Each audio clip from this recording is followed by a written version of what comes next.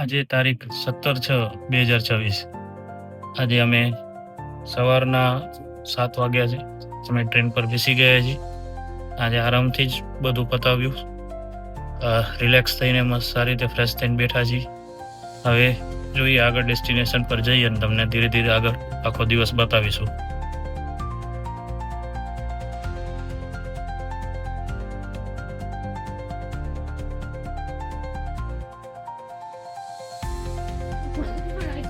અમે અત્યારે લેટરબુનન આવી ગયા છીએ. અત્યારે આ વોક કરીને આપણે ફોલ તરફ જશું, જે સામે દેખાઈ રહ્યો છે. અને અહીંયા બાય વોકનું જ છે. અને આ અહીંયા ખાલી વિલેજ લુક માટે જ છે ફેમસ. રસ્તો ખબર નથી, એટલે વિધાઉટ ગૂગલ મેપ આપણે જશું અહીંયાથી. જોઈએ ક્યાં પહોંચીએ છીએ, નહીતર તો ગૂગલ મેપ છે જ.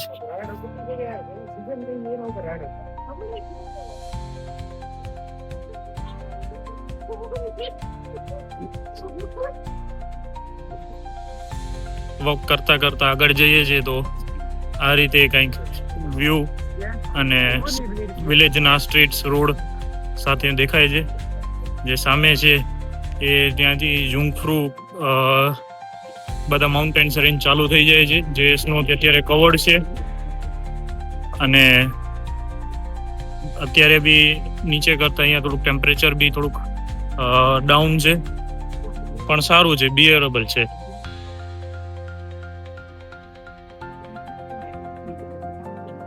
અત્યારે અમે જઈએ છીએ વોટરફોલ પાસે, અને તે વોટરફોલનો વ્યૂ ચર્ચ પાસેથી સારો આવે છે. ચર્ચનું હવે લોકેશન ગોતવાનું છે.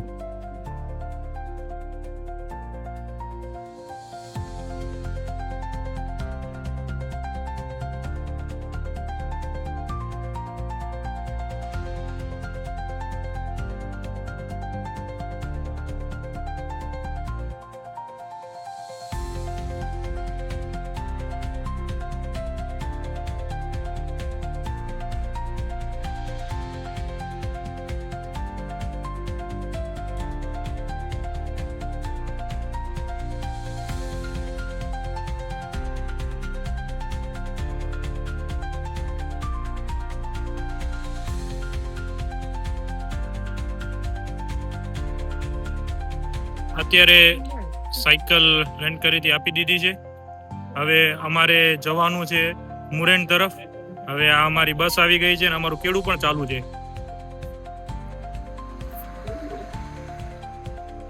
આ કેમ ઊભી ન રહી? હાલો, ત્યાં ઊભી રહી એટલે અમારે જવું પડશે દોડીને. રહી અત્યારે અમે કિમલ વર્લ્ડ આવી ગયા છીએ. અમારે જવાનું હતું મુરેન, બટ મુરેન અને ગિમલ વર્લ્ડ બંને બાજુમાં જ છે, અને બંનેની કેબલ કાર અલગ અલગ ચાલે છે. મુરેનમાં કેબલ કારની લાઈન બહુ જ હતી, તો અમે ગિમલ વર્લ્ડ આવી ગયા, અને આ જ સ્ટેશનથી મુરેનની પાછી બીજી કેબલ કાર લઈ લેશું. અમારા ટ્રાવેલ પાસની અંદર ઇન્ક્લુડ જ છે. બટ જોઈએ હવે કેવું વિલેજ છે. આ આખું વિલેજ કાર ફ્રી વિલેજ છે મુરેનની જેમ. જોઈએ હવે આ રીતની કંઈક એની ગલીઓ છે ગામની.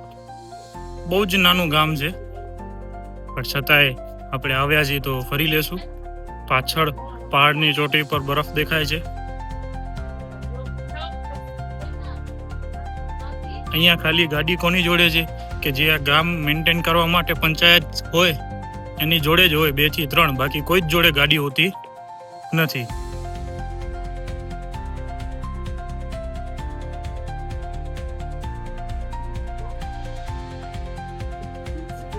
અમે અત્યારે પાછા મુરેન આવી ગયા છીએ કિડ્સ વર્લ્ડથી.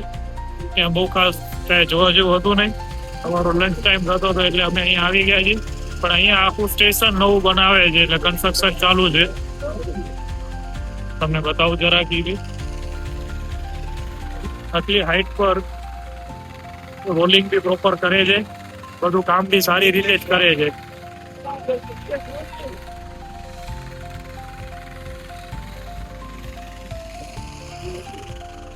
આખું વિલેજ બાકી કાર ફ્રી છે.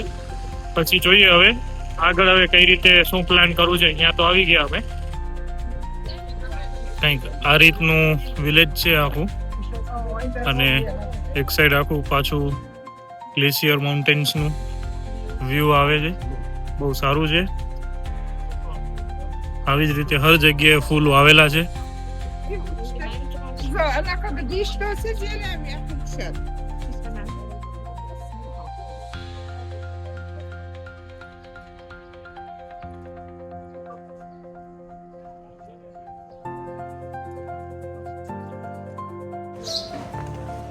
બહુ જ સારું વિલેજ છે, કાર ફ્રી, કોઈ જાતનો એક્સટર્નલ અવાજ નથી, બધા કામલી છે.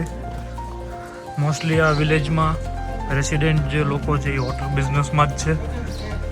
નીચે કેફે, રેસ્ટોરન્ટ, ઉપર હોટલ, સાઈડમાં એમનું ઘર હોય.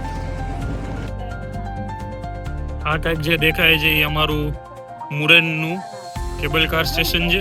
એની પાછળનો સરસ વ્યૂ છે, સીધો આઈસી માઉન્ટેન દેખાય છે. અત્યારે હવે અમે નીચે જવા તરફ નીકળીએ છીએ. સ્ટેશન બહુ જ સારું લાગે છે. હવે અમે નીચે જઈએ, પછી હવે જવાના છીએ અમે એક લેક સાઈડ. એ લેક સાઈડ જઈએ ને પાછા મળીએ. અમે અત્યારે કેબલ કારની નીચે આવી ગયા છીએ, કેબલ કારથી નીચે આવી ગયા છીએ. અને એક વસ્તુ તમને બતાવું, કદાચ કેમેરામાં દેખાતી હોય તો બહુ જ સારું કે અમે જે કેબલ કારમાંથી જે આવ્યા, આ સીધું જ ઉપર છે. મને પણ ફોન ઉપર કરવો પડે છે, અને સીધું જ અમારું સ્ટેશન આવી જ રહે. એકદમ સ્લાન્ટ સ્લોપમાં છે, એટલે બહુ અઘરું છે અહીંયામાં. પણ થોડી વાર તો પહેલાં એવું લાગ્યું કે આ નીચે સ્ટેશન નથી દેખાતું ને કેવું હશે, પણ અત્યાર સુધી કાનના ધાબા નથી ખુલ્યા. બહુ જ ડિફિકલ્ટ બનાવવામાં રહ્યું હશે એ લોકોને. ચલો, અમારી બસ બી આવી ગઈ છે, આ જ સામે છે. સીધા બહાર નીકળ્યા એટલે અમારી બસ છે. હવે સીધા અમે જઈએ બીજા સ્ટેશન પર, પછી મળીએ. ઉપર જઈ રહી છે, તમને બતાવું કેટલું બહુ જ સ્ટીફ છે, અને કોઈ જ જાતનું વચ્ચે કે સપોર્ટ નથી. નહીં તો ઓછામાં ઓછો 400 થી 500 મીટર જેવું હશે આ. અને ત્યાંના ઉપરના ટેમ્પરેચર અને અહીંયાના ટેમ્પરેચર વચ્ચે બી 5 ડિગ્રીનો ડિફરન્સ છે.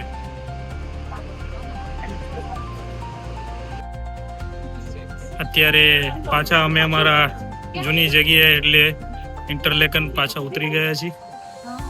અને હવે એક વસ્તુ કરવાની ઈચ્છા થાય છે, જે છે લેકમાં સ્વિમિંગ કરવાની. એ અમે કરવા જઈ રહ્યા છીએ. આજે થોડાક ત્યાંથી જલ્દી વહેલા ફ્રી થઈ ગયા. અત્યારે અહીંયા વાગે છે 5, તો 7 વાગ્યા સુધી ફ્રેશન અપ થઈ જઈ, રિલેક્સ કરી અને પાછા જતા રહેશું હોટલ તરફ. પછી ચલો, હવે બસ આવવાનો ટાઈમ થાય છે, કારણ કે અહીંયા સ્ટેશનથી તમને બસ ત્યાં ડ્રોપ કરે, બસ સ્ટેશન પાસે. ત્યાંથી તમારે 2 મિનિટનું વોક છે, પછી સીધી લેક મળે તમને. એટલે આપણે સીધા હવે જશું લેક સાઈડ, લેક બ્રિન્સમાં નાહવા માટે.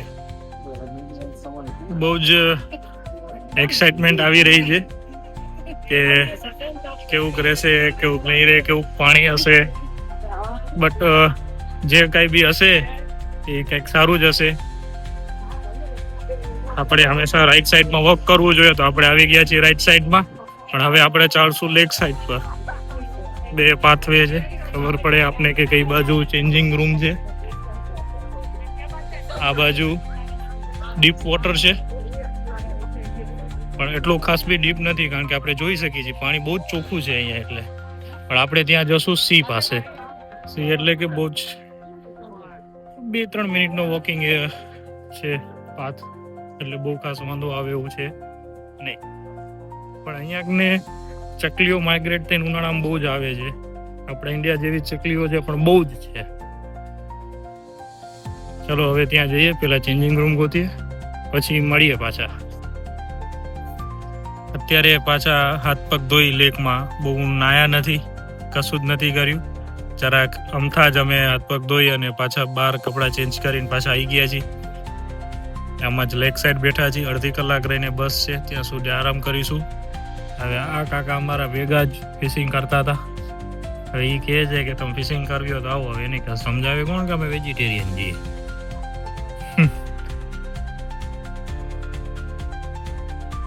આવો કંઈક વ્યૂ છે.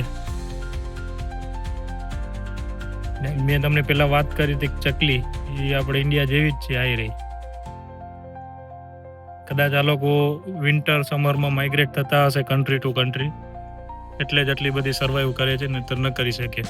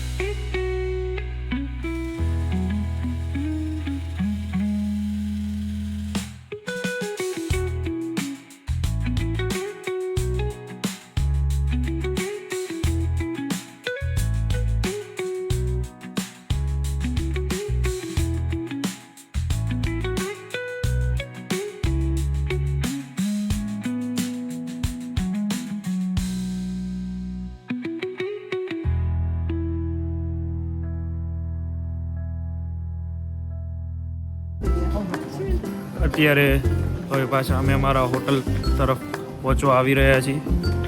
તો હવે કાલે પાછા નવા દિવસમાં મળીશું.